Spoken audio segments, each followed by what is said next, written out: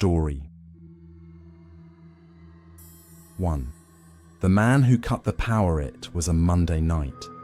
I'd just finished work around 8 p.m. and drove straight home. Since my divorce a few months back, nights had become long and empty. Gaming online with my buddies had become my new normal. And honestly, I didn't mind it. I was looking forward to a quiet evening, the kind where you lose yourself in a game and forget about real life for a while. There were warnings about a big thunderstorm coming through that night. Flash flood alerts had gone out, but around here, that was basically routine. No one ever took them seriously. It was around 11 p.m. when the first big gust hit. A massive slam of wind pounded against the side of the house, rattling my windows and making the entire place creak and sway. I paused my game, took one side of my headset off and listened. The rain was pouring, hard, like the sky had cracked open. Then, out of nowhere, my screen went black. The lights in my house flickered off and on again in a blink, and then completely off. Gone. I was still on the Discord call with my friends, so I asked if they could hear me. Before anyone could answer, everything cut out. Silence. Darkness. The power was completely gone. I couldn't even see my hands in front of my face. I fumbled around my desk, found my phone, and used its flashlight to guide me downstairs. Through the pouring rain and shadowy windows, I tried to tell if the neighborhood had also lost power, but it was hard to say. Most homes were already dark this late at night anyway. Frustrated, I sent a message to the group chat, letting them know I was probably done for the night. Then I decided to head down into the basement to grab my old battery bank. It was tucked behind some boxes, just enough to power a lamp or two. As I turned to leave, I thought I heard something. A shift, a movement. But it was probably just the storm, I told myself. The wind messing with the structure. Still, I moved a little faster on my way back upstairs. I plugged in a lamp and sat on the couch, blinds cracked open, watching the storm. Something about sleeping in a house with no power always made me uneasy. So I stayed up, scrolling through YouTube, on my phone. Maybe an hour later, I got curious and opened the front door. The rain was still hammering down, but I could see lights on in the houses across the street. That didn't make sense. Why did I lose power? But they didn't. Just as I started Googling local outages, I got a text from an unknown number. It said there were downed power lines in the area, and outages were expected. No name, no contact info. Nothing to identify it as from a utility company. Weird, but I brushed it off. Back inside, I resumed my spot on the couch. Until I heard it, a creak, a slow, deliberate creak from the other side of the house. It was the sound of a wooden step, the kind I knew all too well, the exact kind my basement stairs made. Grabbed my phone and moved slowly toward the sound. I turned into the hallway and stopped. The basement door was wide open. I didn't leave it like that. I knew I didn't. I shined my light down the stairs, pitch black, and not a chance I was going down there, not without power. I closed the door, heart starting to race. Something felt wrong, like a current in the air. Then, boom! A sudden stampede of footsteps thundered up the basement stairs. I threw myself against the door just in time. Something slammed into the other side. Hard. Then again, and again. No lock. Just me, and my weight holding it shut. My fingers fumbled for my phone, and as soon as I started dialing 911, the pounding stopped. I held my breath.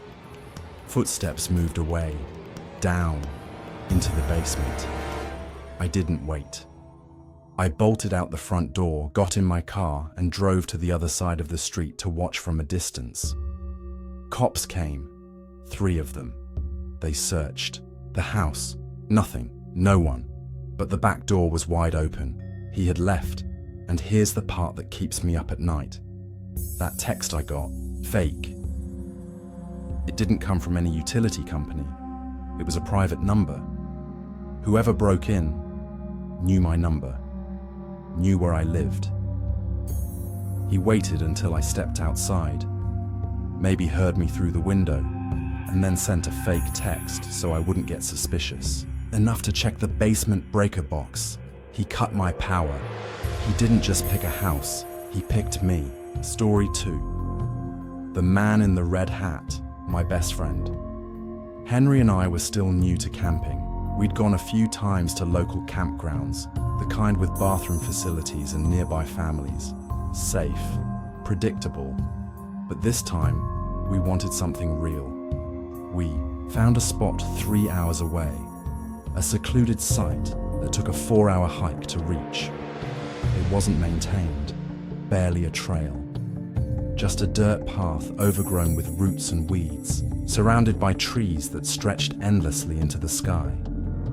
By mid-afternoon, we reached the clearing, a small grassy hill with a view of the forest below. Quiet, untouched, perfect. We unpacked, set up camp, and started to relax, while Henry was finishing his tent. I walked over to the edge of the overlook. That's when I saw them. Figures, maybe 4 or 5, weaving slowly through the trees far below, too far to make out clearly. But they were there. People, moving silently. Before Henry could come, see, they vanished into the woods. We figured maybe they were just hikers. But the place felt too isolated for that. We settled in for the night, built a fire, talked for hours, then voices, faint, multiple, conversing just out of range, deep in the trees. We couldn't make out the words, but they weren't speaking English. Then, silence. Not fading, just cut off. Then came the footsteps, a single set, slow and deliberate. Out from the dark stepped a man in a red baseball cap, wavy black hair, too clean to be a long-distance hiker, too friendly, too confident. He smiled wide, asked if we knew where the trail was. I pointed. He didn't move. I asked if the others out there were with him. His face fell flat for a split second. Then he smiled again. I didn't know there were others out here, he said. I've just been hiking alone. But he came from the exact direction the voices had come from, and the lie in his voice was obvious. He disappeared down the trail. We sat in silence, trying to make sense of what had just happened. But the feeling of being watched didn't go away. It grew. Finally, Henry whispered, "Should we just leave?" I nodded. We stomped out the fire, grabbed our gear. Then, crunch, a single footstep behind us. My flashlight clicked on. He was back. Red hat, wide smile, just standing there, watching. Behind him, more footsteps, running through the woods. We ran, down, the trail, not looking back. Multiple footsteps behind us, beside us. But eventually, they faded. We made it back to the car, drove away without ever turning around. We haven't gone camping since, and I don't think we ever will. Story 3. The shadow. Behind the curtain. This happened last year when I was house-sitting for my aunt and uncle. They had a nice 2-story home in a quiet suburban neighborhood in Pennsylvania, and I was staying there for a week while they were away on a cruise. I was 24 at the time and thought it would be a pretty easy gig. Take care of their 2 cats, water a few plants, and just hang out in a bigger, nicer house than my tiny apartment. Everything went fine the first few days. I worked remotely during the day, and in the evenings I mostly just watched TV or read on the couch. I never really felt uncomfortable in the house. It was well lit, clean, and had security cameras installed around the perimeter. But on the fourth night, things started getting weird. It was around 11:30 p.m. and I was lying in bed upstairs, trying to fall asleep. Thunderstorms had rolled in and the rain was pelting against the windows. I'm usually not a light sleeper, but I kept feeling like I was hearing faint tapping sounds. Not the rain, but something more deliberate, like fingernails gently tapping glass. I tried brushing it off, thinking maybe it was just a branch, or the cats messing around, but I couldn't shake this strange sense of unease. I finally decided to get up and walk around the house with my phone flashlight, just to ease my nerves. I checked the windows, the locks. Everything was secure. The cats were asleep in the laundry room, curled up together. But when I reached the bottom of the staircase and turned toward the living room, I noticed something that made my stomach turn. The long, thin curtain over the sliding glass door was swaying slightly. The door itself was closed and locked, and no vents were nearby to explain the movement. I stood there, frozen, watching. Then I noticed something behind the curtain, just the faintest outline of what looked like a shoulder and a head. Someone was standing directly behind it. I didn't scream. I didn't move. My heart was thudding in my ears so loud I could barely hear the storm anymore. I slowly stepped back toward the stairs, keeping my eyes locked on the curtain.